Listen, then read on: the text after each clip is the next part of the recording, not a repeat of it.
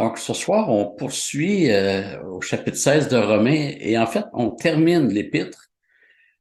On a commencé il y a 3 ans, le 12 mai 2020. Donc, c'est tout près de 3 ans qu'on a repris. Alors, on était au verset 21. Timothée, mon compagnon d'œuvre, vous salue, ainsi que Lucius, Jason et Sosipater, mes parents. J'ai un petit problème technique.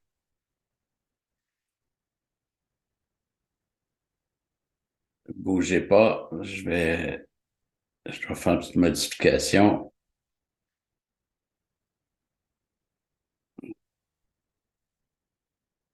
Bon. Donc, après avoir salué des frères et sœurs de Rome, Paul adresse maintenant des salutations que des frères et sœurs de l'extérieur adressent aux chrétiens de Rome. Contrairement aux trois autres mentionnés dans le verset, Timothée est bien connu. Timothée a été un fidèle collaborateur avec Paul. Paul a même désigné Timothée comme apôtre, même si apôtre avec un petit A, donc il n'était pas revêtu de la pleine autorité apostolique.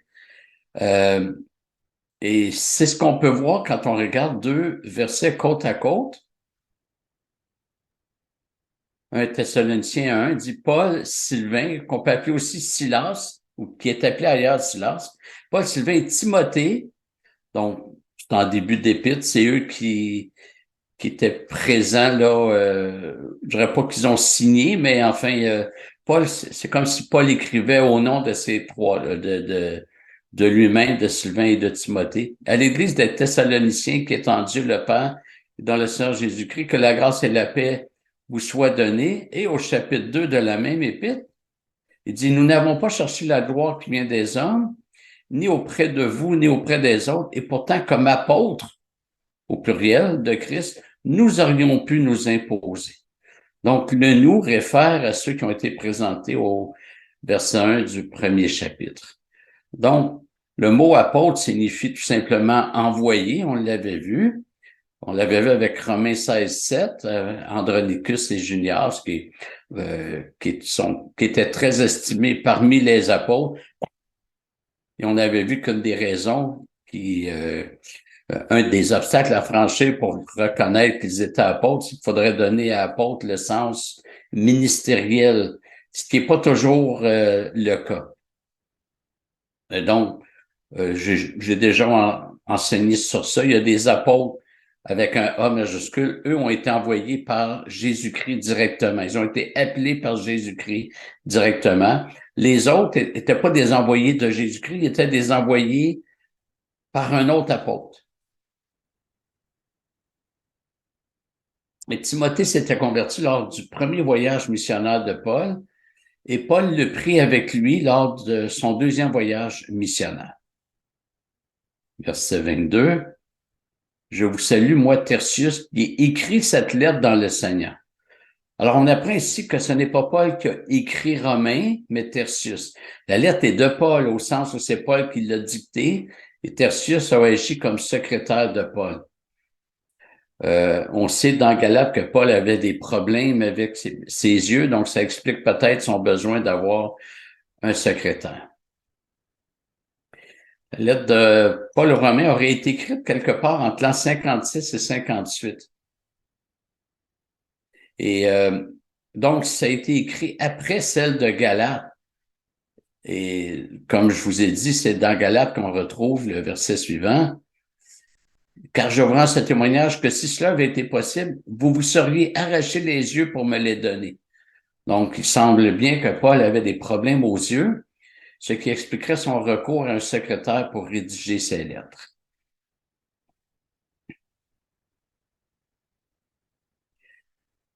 Verset 23, Gaius, mon hôte, et celui de toute l'Église vous salue. Éraste, le trésorier de la ville, vous salue, ainsi que le frère Quartus.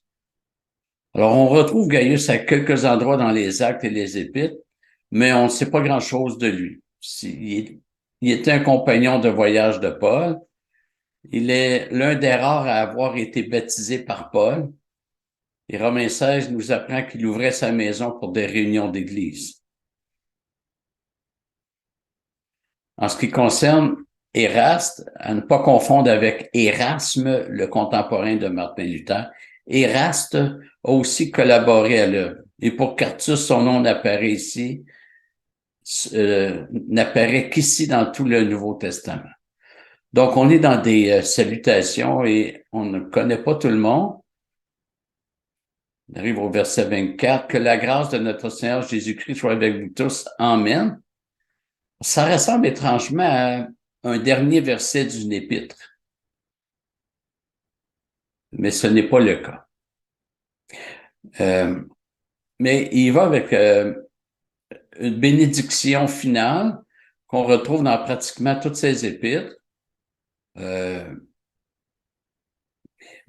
Mais Paul va terminer avec une doxologie. Une doxologie, c'est une parole qui élève Dieu. 25 et 26, nous lisons, « À celui qui a le pouvoir de vous affermir selon mon évangile et la prédication de Jésus-Christ, conformément à la révélation du mystère tenu secret dès l'origine des temps, mais manifesté maintenant par les écrits prophétiques d'après l'ordre du Dieu éternel et porté à la connaissance de toutes les nations en vue de l'obéissance de la foi. » Alors, après toutes les exhortations de l'Épître, Paul présente Dieu comme celui qui a le pouvoir de vous affermer. Le Seigneur donne le vouloir et le faire. Ça ne signifie pas qu'on doit demeurer passif. Celui qui est passif est probablement mort. Parce que l'esprit qui habite en nous n'est pas inactif. C'est l'esprit de sainteté. Ça ne veut pas dire qu'un chrétien doit toujours s'activer. Être actif, c'est vivre la vie chrétienne. C'est pas toujours dans la surexcitation, mais c'est vivre la vie chrétienne, c'est vivre les combats, vivre les moyens de grâce. Paul est apôtre, mais ce qui est dit ici est aussi vrai des pasteurs. Ce ne sont pas les pasteurs qui affermissent les chrétiens. C'est Dieu. Faut pas avoir d'autres attentes envers les pasteurs que ce que la Bible demande. Les pasteurs prêchent, enseignent la parole et dans le counseling biblique, ils cherchent à appliquer la parole de Dieu aux différentes situations que les gens peuvent vivre. Mais le pasteur n'aura fait que parler. Ministère de Babine.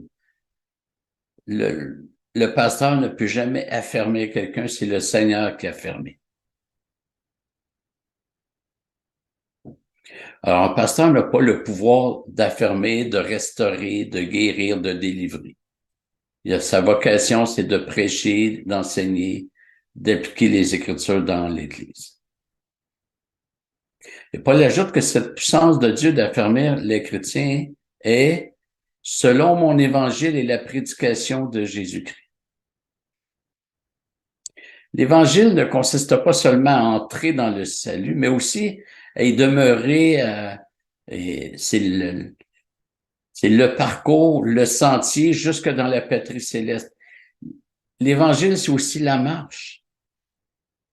L'affermissement fait partie de l'évangile. Cet affermissement est progressif puisqu'il fait partie de la sanctification et on doit accepter cette réalité. L'enfant de 3 ans qui voit son frère aîné est assez grand pour prendre des choses sur le comptoir de la cuisine sera peut-être frustré de ne pas pouvoir, mais il doit accepter la réalité de la croissance. Et c'est la même chose pour nous. On doit accepter que nous sommes en croissance, qu'on n'est pas encore parvenu à notre finalité.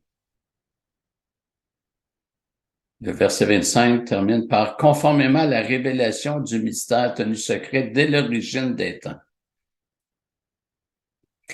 Dans les Écritures, un mystère ne désigne pas une vérité incompréhensible, inaccessible. C'est même l'inverse. Un mystère est ce qui était jadis caché et qui maintenant est connu. C'est ce que nous voyons dans ces quelques versets.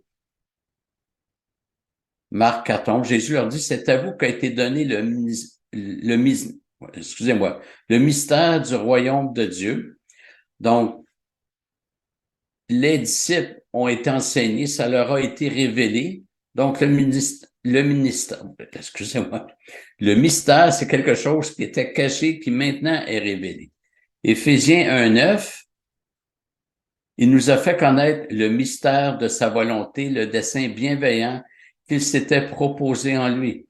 Encore une fois, le mystère de sa volonté, il l'a fait connaître. Un mystère, c'est ce qui était caché et qui maintenant est révélé. Éphésiens 3:5. Ce mystère n'avait pas été porté à la connaissance des fils des hommes dans les autres générations, comme il a été révélé maintenant par l'Esprit à ses saints apôtres et prophètes.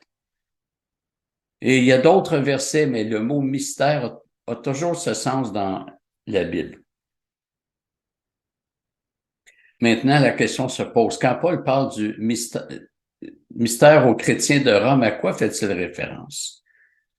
Le verset 26 nous dit, mais manifesté maintenant par les écrits prophétiques d'après l'ordre du Dieu éternel et porté à la connaissance de toutes les nations en vue de l'obéissance de la foi.